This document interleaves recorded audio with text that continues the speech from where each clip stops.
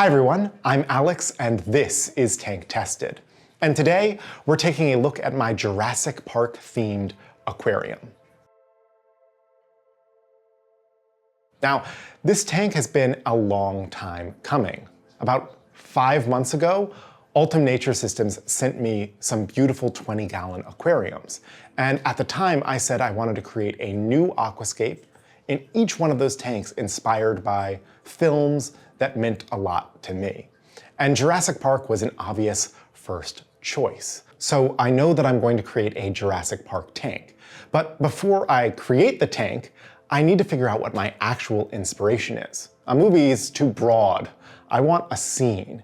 And there are a couple that stick in my mind.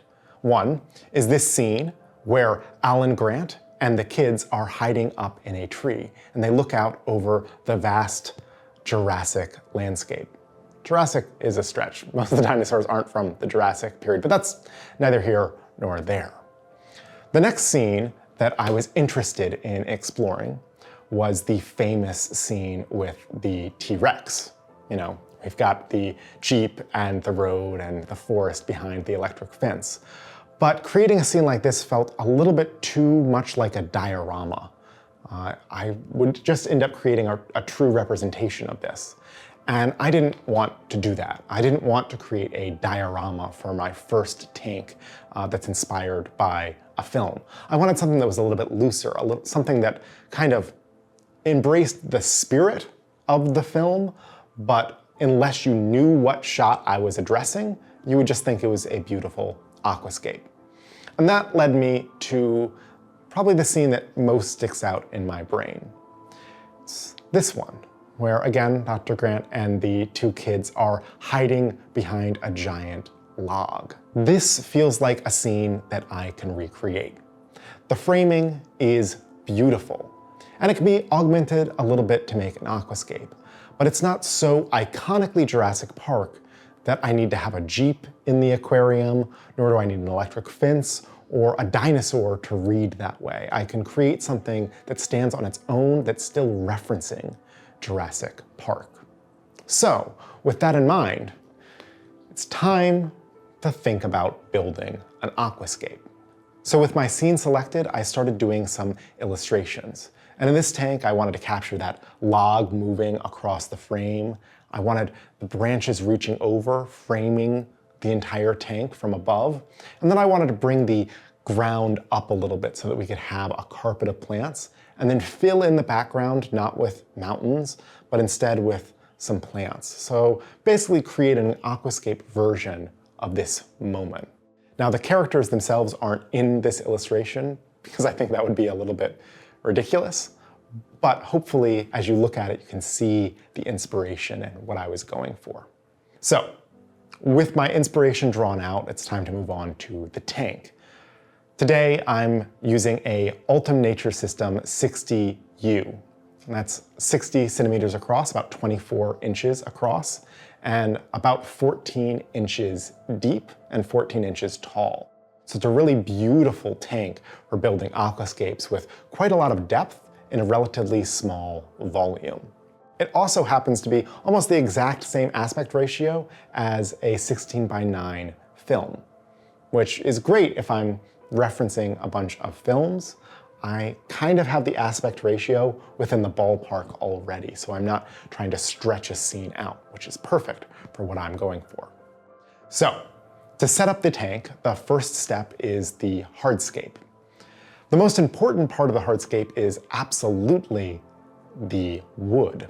So I started with just wood. Now I used a couple of other materials to kind of prop up the wood in place because I didn't have aqua soil in the tank yet, but I wanted to get the positioning of all of my wood first. And this wood, I don't actually know what species it is or really where it comes from. I bought it off of Etsy, believe it or not, about 2 years ago for a biotope tank that I was setting up to recreate the Rio Negro. And I love this wood, it's so beautiful. It does take a long time to sink, but I think the results are worth it, and I hope you agree. So I set up the wood, and I didn't have a big piece of wood to create a central log. So instead I used 2 pieces of wood that I kind of meshed together. And that's fundamentally different than what the Jurassic Park scene looks like. But I thought it made a really dynamic and interesting structure for this aquascape. Then I used another piece of wood to create the upper branch. And with just 3 pieces of wood hardscape, I'd kind of created the core, the backbone of this aquascape. I sat on that for about a day, made sure that I was happy with it, made some tweaks, moved things around just a little bit. But ultimately, I felt like I'd pretty much gotten the hardscape where I wanted it on the first try. So with a little bit of moving around, I had my hardscape. So the next thing that I needed to do was add my aqua soil. So I started creating these mounds, these systems where I could plant a bunch of aquatic plants.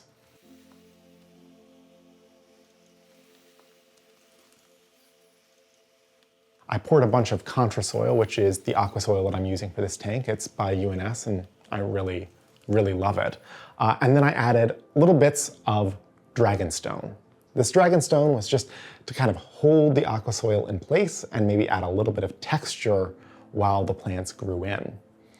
In an ideal world, maybe a little bit of it would peek out once the actual plants were all fully established. But these are such small pieces that it's unlikely that they were really gonna make it to the final scene. They might just be there for me and for you. And this is the hardscape. I wanted to film it before I added any plants so that you could see the skeleton of this aquascape. From here on out, the plants will begin to hide the detail of this scape, but they'll also unify it all together. Planting an aquascape is always one of the most satisfying and potentially frustrating experiences, because no matter how many plants you get, it never feels like quite enough. You start out and you're like, I've got so much. There's no way that I'm gonna use all of it. And then by the end of your planting session, you wish you had a little bit more. But in this instance, UNS sent me pretty much the appropriate amount of plant material for this setup.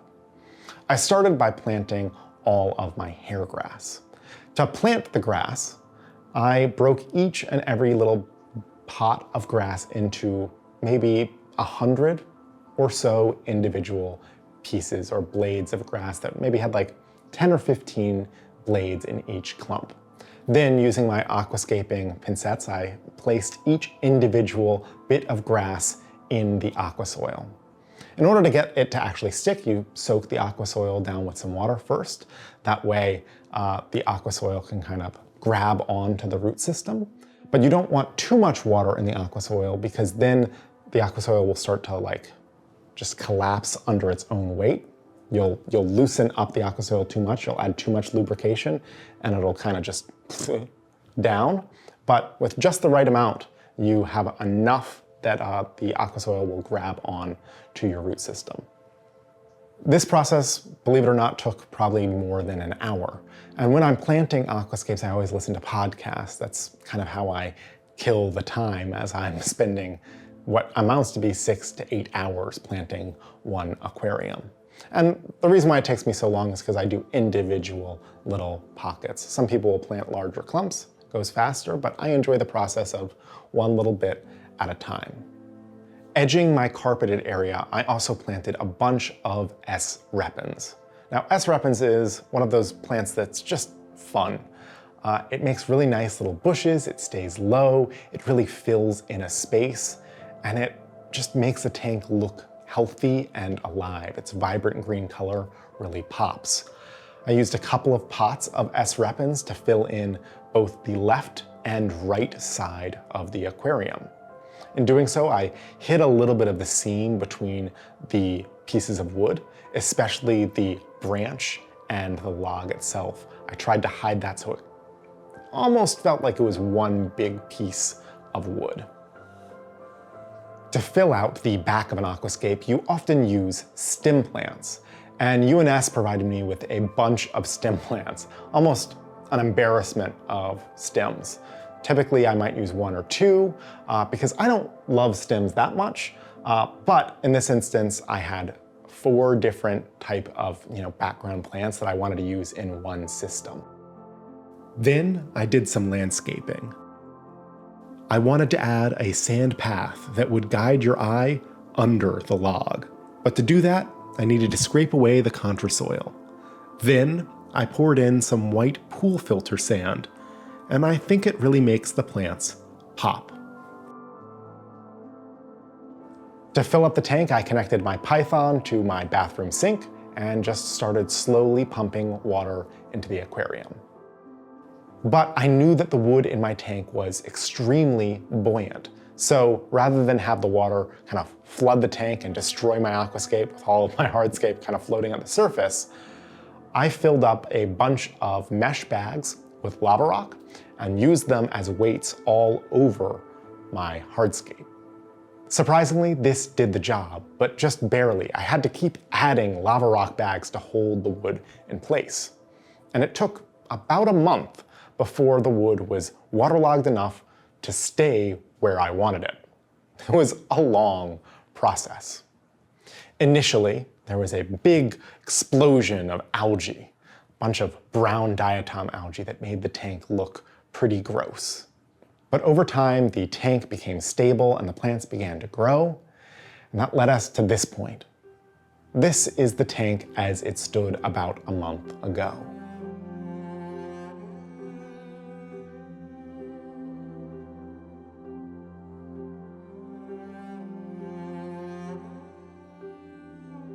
The wood is staying in place, the carpet is beautifully grown in, the stems have established themselves really well.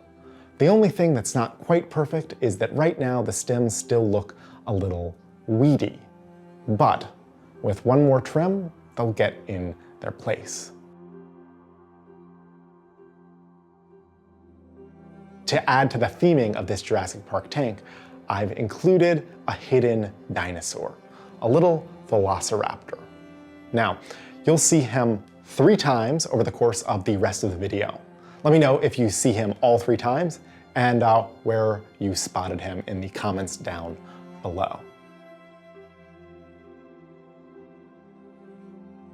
So this is my Jurassic Park inspired aquascape. What do you think?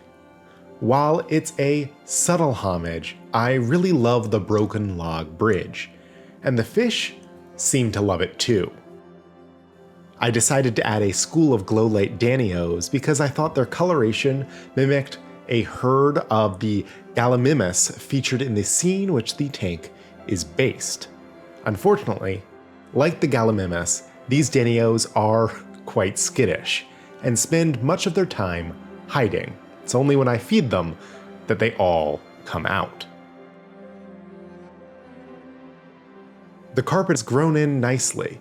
It's a mix of the hairgrass you saw me plant earlier, as well as Marsilea hirsuta, which is the lobed plant scattered around. I felt the mixed carpet looked a bit more natural and felt more organic compared to the hairgrass alone. The S. Repens has also done incredibly well. So well that any hint of the dragonstone has completely disappeared. It does provide a beautiful base to the fallen log though, so I decided not to trim it back. In the back of the tank, the stems are also quite healthy, but they're still growing in.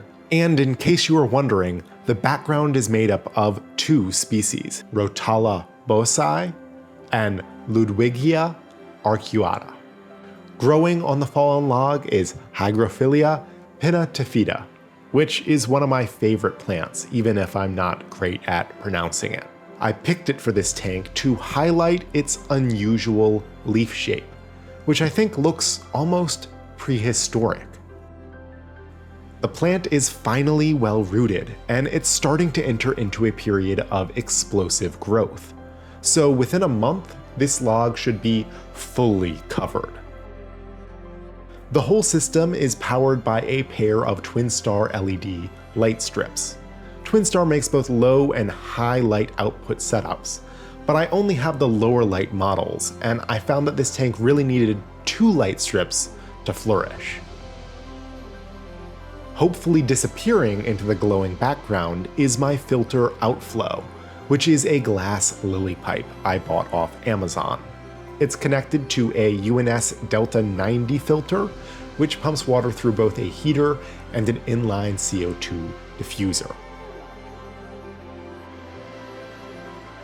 This tank was a few months coming, but I have really loved watching it mature, even if the plants are still a little underdeveloped.